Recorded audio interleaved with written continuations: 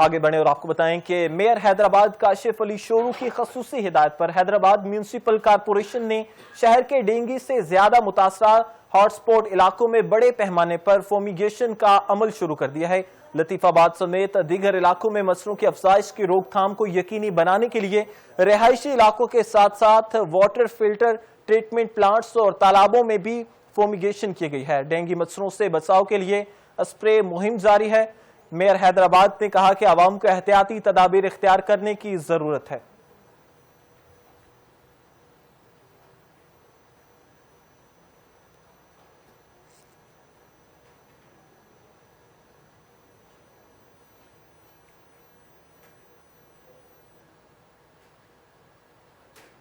आपको अपडेट कर रहे हैं जहां पर मेयर हैदराबाद काशिफ अली शोरू की खसूसी हिदायत पर हैदराबाद म्यूनिसिपल कारपोरेशन ने शहर के डेंगू से ज्यादा मुतासरा हॉटस्पॉट इलाकों में बड़े पैमाने पर फोमिगेशन का अमल शुरू कर दिया है।